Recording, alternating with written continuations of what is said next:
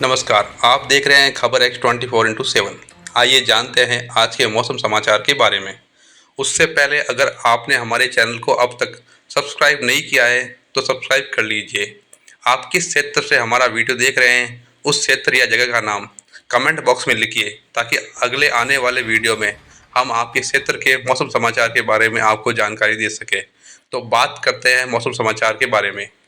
भीषण गर्मी के बीच बारिश होने के आसार बन रहे हैं। खबर यही है कि उत्तर भारत को मिलने वाली है खुशखबरी।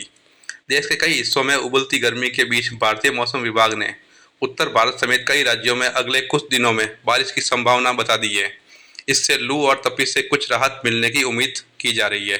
विशेष तौर पर दिल्ली, पंजाब, हरियाणा और चंडीगढ़ में आगे आने वाले 3 से 4 दिनों के दौरान छिटपुट से लेकर मध्यम स्तर की बारिश के आसार हैं, जो लंबे समय से चल रही तीव्र गर्मी के बीच एक राहत की खबर जरूर है। मौसम विभाग के अनुसार जम्मू कश्मीर और लद्दाख में अगले 3 से 4 दिनों में हल्की से मध्यम बारिश हो सकती है, जबकि हिमाचल प्रदेश में 25 से 28 अप्रैल तक गरज बिजली और तेज हवाओं के साथ बारिश की संभावना बताई गई है। वहीं उत्तराखंड में 25 और 26 अप्रैल को समान पैटर्न देखा जा सकता है।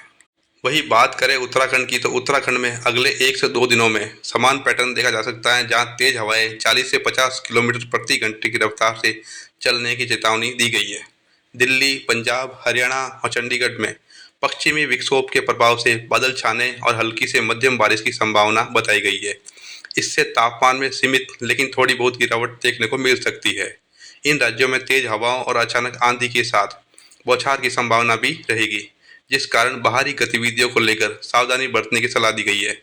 पूर्वोत्तर भारत में अरुणाचल प्रदेश, नागालैंड, मणिपुर, मिजोरम और त्रिपुरा में अगले 1 से 2 दिन तक गरज बिजली के साथ बारिश का अनुमान है, जबकि असम और मेघालय में 3 से 4 दिन के दौरान तेज बारिश, आंधी और ओलावृष्टि की चेतावनी जारी की गई है।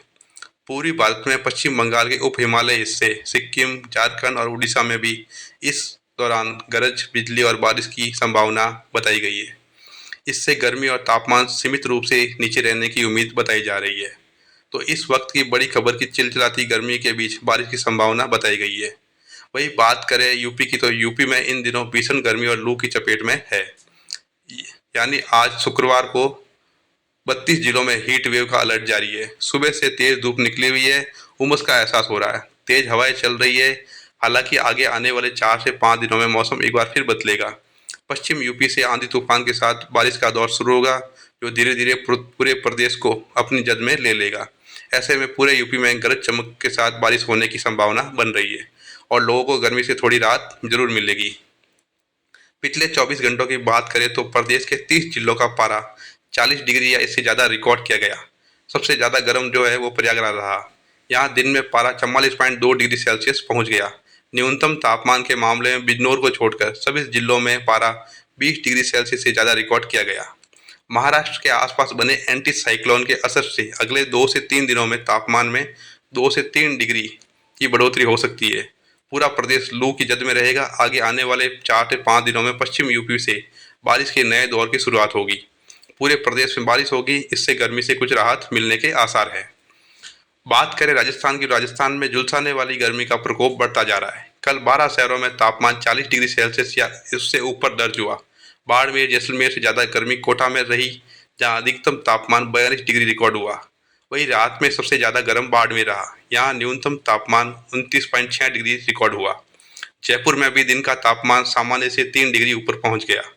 मौसम विज्ञान केंद्र जयपुर ने राज्य में अगले कुछ दिन तक मौसम साफ रहने और हीट वेव चलने का येलो अलर्ट जारी किया गया है। तेज गर्मी के कारण उदयपुर, जयपुर, जोधपुर और अजमेर में टूरिस्टों की संख्या कम हो गई है। अब बात करें बिहार की, तो बिहार में गर्मी तेजी से बढ़ रही है। कल 8 जिलों का तापमान 40 डिग्री के पार चला गया। पटना में भी पारा 43 डिग्री दर्ज किया गया, जो सामान्य से 2.2 डिग्री अधिक है। बढ़ती गर्मी को देखते हुए गया जी समेत बिहार के 3 जिलों में स्कूलों की टाइमिंग बदल दी गई है। पटना में 5 बजे तक के सभी स्कूल दोपहर 12:30 बजे तक ही चलेंगे। वहीं बक्सर में भी क्लास 1 से 8 तक की पढ़ाई दोपहर 12 बजे तक ही होगी।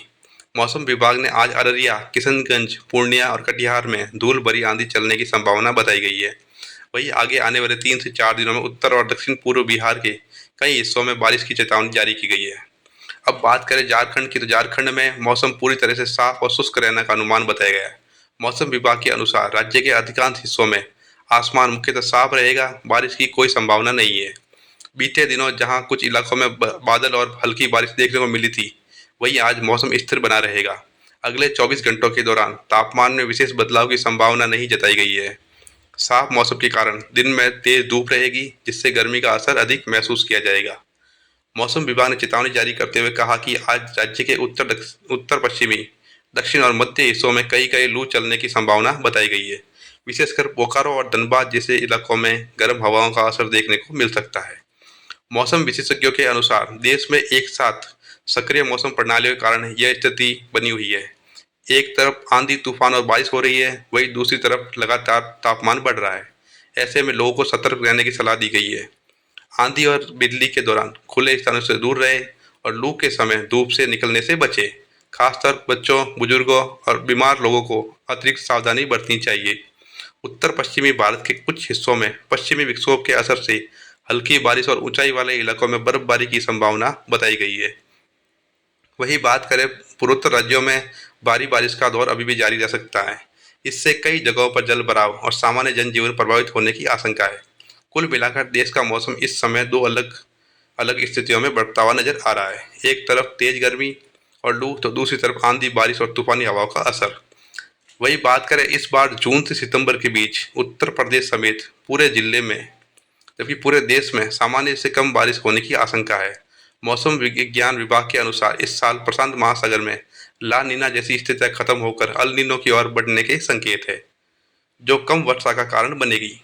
यानी इस साल दक्षिण पश्चिम मानसून के सामान्य से कमजोर होने के संकेत बने हुए हैं।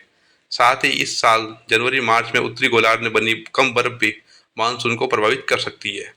अब अल नीनो और ला नीनो क्या होते हैं, इसके बारे में हम बात करते हैं। देखो, अल नीनो, इसमें समुद्र का तापमान 3 से 4 डिग्री बढ़ता है।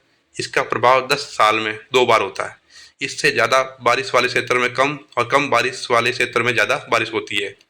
ला नीना क्या होता है? वो होता है, इसमें समुद्र का पानी तेजी से ठंडा होता है, जिसका दुनिया भर के मौसम पर असर पड़ता है। आसमान में बादल छाते हैं और अच्छी बारिश होती है। अगर हमारा वीडियो अच्छा लगे तो लाइक कीजिए और चैनल को सब्सक्राइब कीजिए। धन्यवाद।